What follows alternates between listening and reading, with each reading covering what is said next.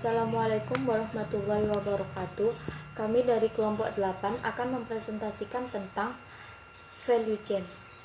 Yang pertama, konsep value chain merupakan konsep yang dikembangkan oleh Porter pada tahun 1985 yang memandang perusahaan sebagai suatu rangkaian atau jaringan aktivitas dasar yang menambah nilai bagi produk atau jasanya dan menambah margin nilai baik bagi perusahaan maupun bagi pelanggannya. Di dalam konsep value chain terdapat dua. Yang pertama, value chain atau rantai nilai merupakan rangkaian kegiatan operasional perusahaan berupa penggadaian barang oleh pemasok, kegiatan produksi atau manufaktur, distribusi, pemasaran, perdagangan retail, grosir maupun eceran, serta layanan purna jual dalam berbagai model bisnis. Yang kedua, value chain analysis adalah proses di mana sebuah perusahaan mengidentifikasi kegiatan utama dan bantuan yang menambah nilai produk, kemudian menganalisisnya untuk mengurangi biaya atau meningkatkan diferensiasi. Yang kedua, struktur value chain dalam bisnis.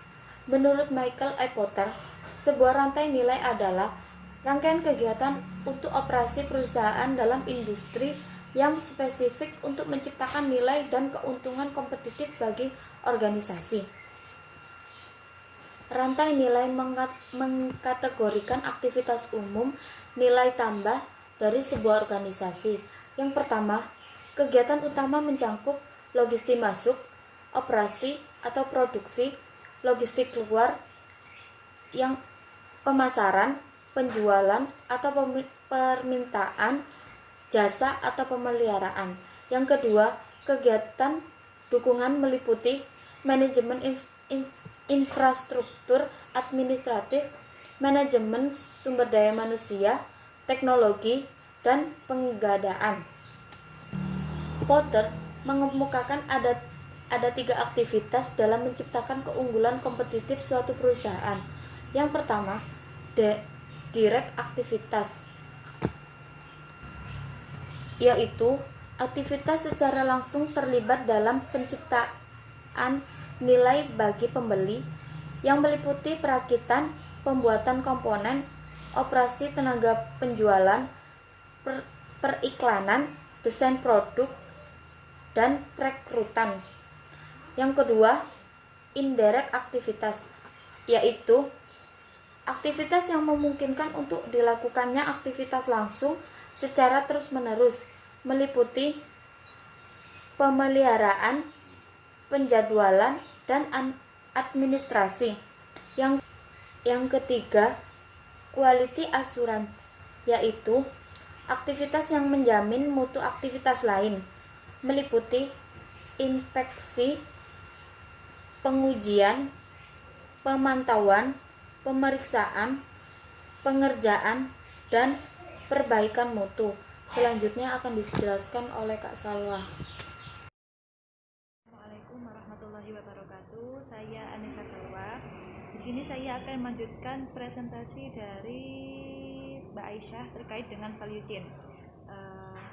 Di sini saya akan menjelaskan sedikit tentang model value chain yang kami dapatkan, yang kami pelajari.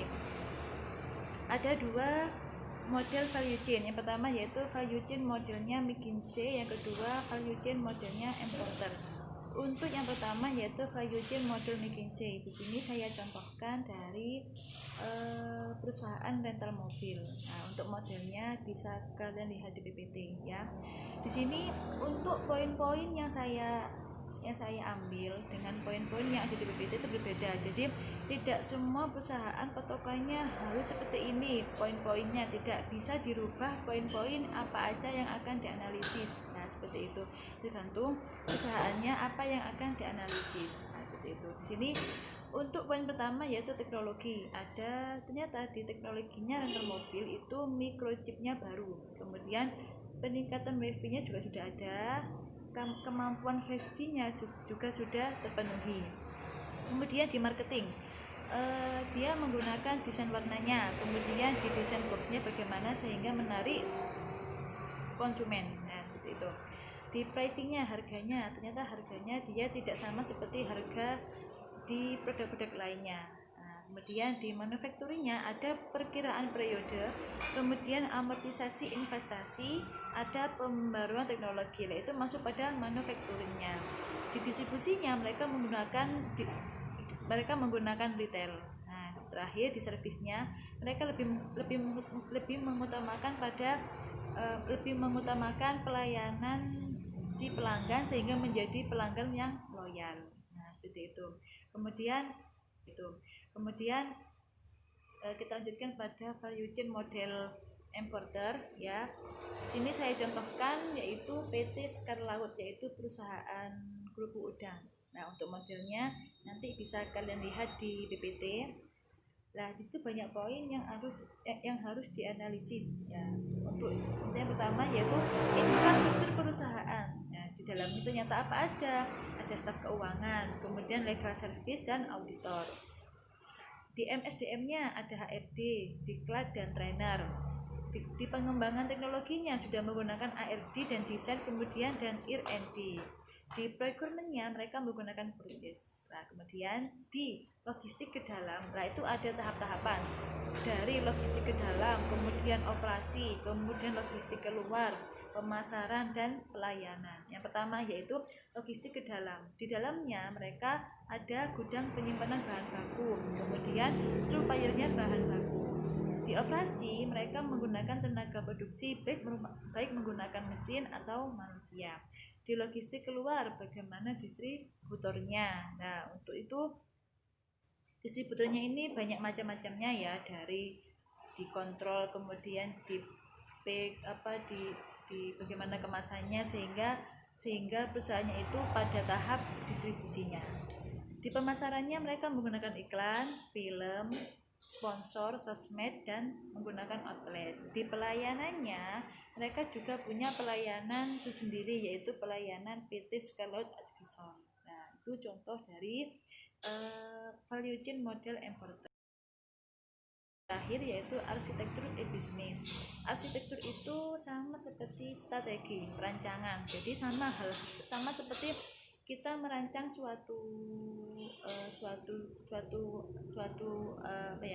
merancang suatu rencana. Jadi ada tahapan-tahapan yang harus dilakukan. Sama di e-business itu juga sama seperti di lainnya. Nah, seperti itu.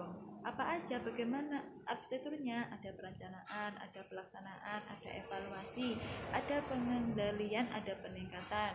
Untuk yang perencanaan, rencana apa saja yang akan kita tulis nih misalnya. Jadi kita rencanakan, kemudian di pelaksanaan apa yang kita rencanakan, selanjutnya kita laksanakan. Setelah dilaksanakan dievaluasi.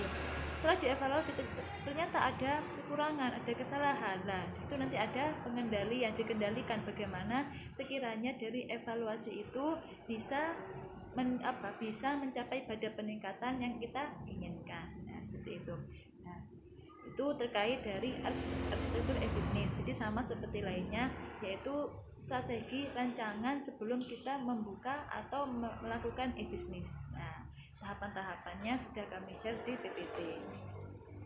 Sekian dari kami. Jika ada kekurangan atau kesalahan dan kurang jelas dari kami mohon maaf. Monggo ditanyakan di kolom komentar jika ada pertanyaan yang ingin ditanyakan.